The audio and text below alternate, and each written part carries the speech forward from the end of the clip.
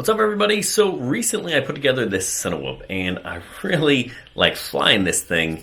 And some people are asking, hey, how do you build one? Is that the cheapest you can do? And you know what? I got to thinking, I've got an extra frame. Why not build one? And you know what?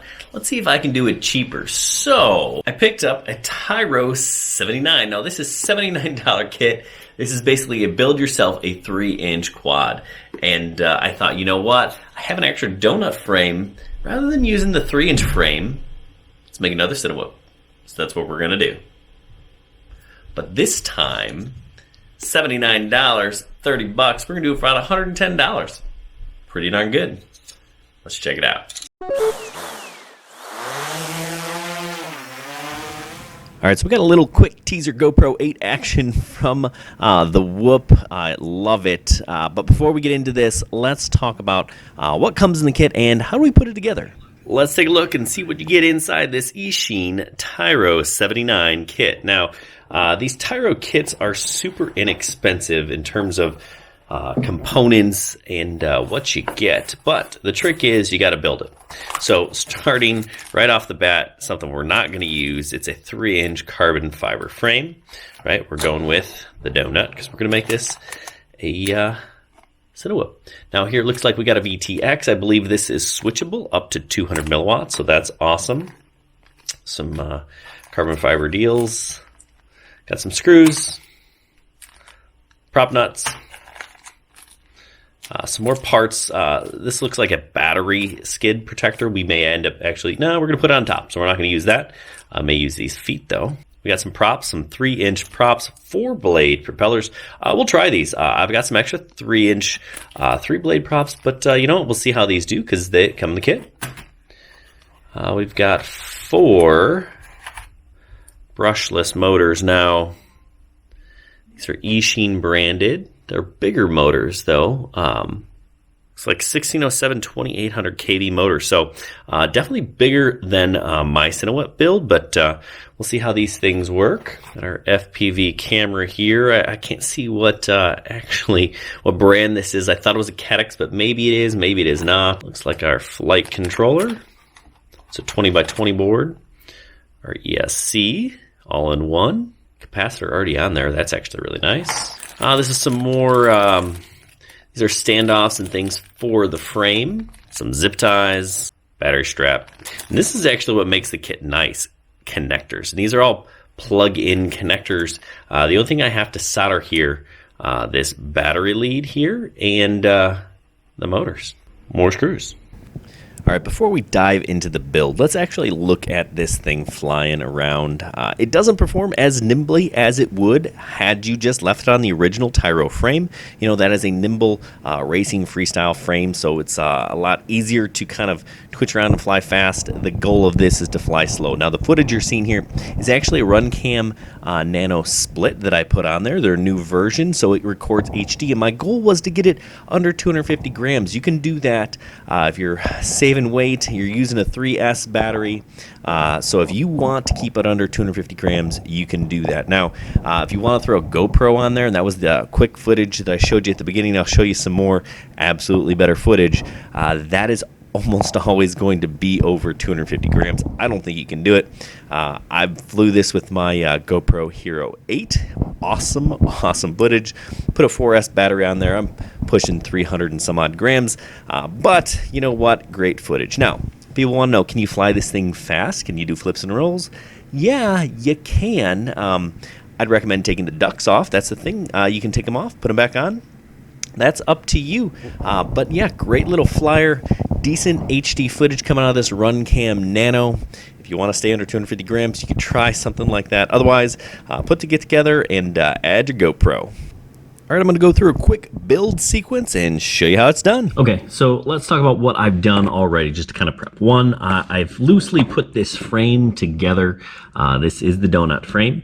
I put the motors into place. I put in 2 screws for each motor. Don't put in more than 2 until you get everything set and ready to go.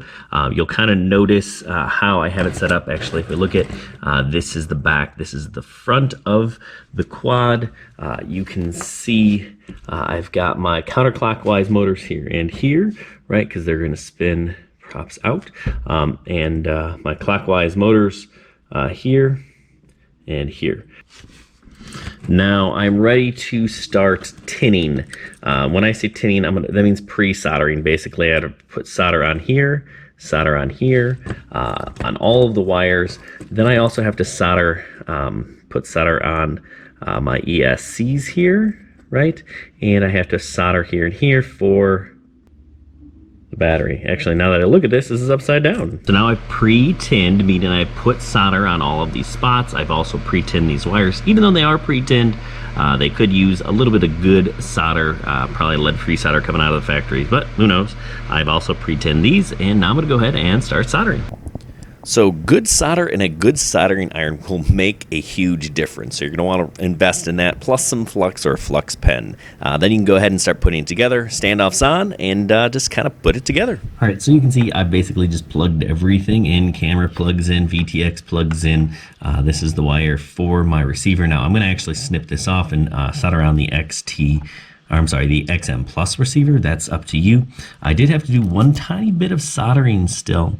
It's kind of hard to see here, but right here, this S-bus and the pin next to it, I had to solder a bridge, right, so that I can use an XM Plus. If you're using a PBM receiver, that's on this right side here. But on the left, a tiny bit of solder. It's kind of hard to see there, but that's what we're doing.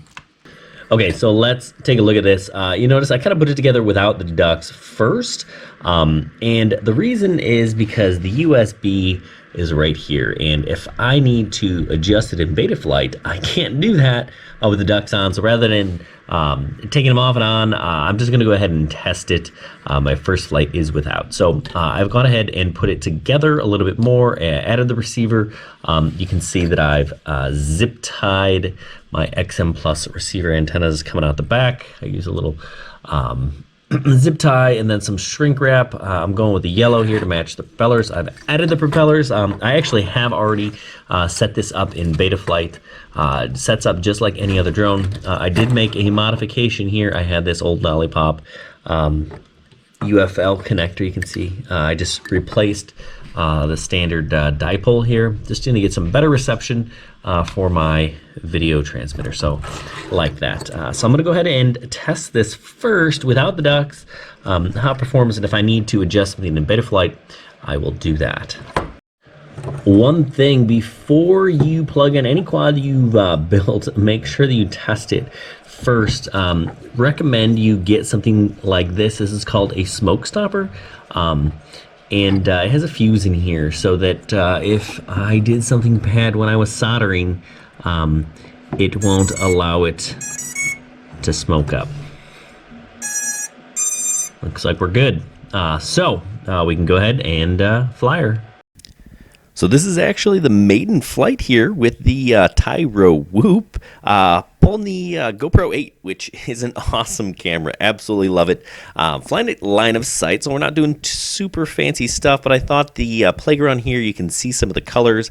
It's kind of a drab day. We're not expecting really nice weather anytime in the next few months. I don't think. I'm right outside of Chicago, so unfortunately the landscape is going to be brown and dull. So, you know, hey, a little park action, not bad. So, you can see the camera here on the GoPro absolutely better than the run cam. But, like I said, pushing it over 250 grams. So, you know, there's that. Can you do things with this that you can't with a DJI drone? Absolutely.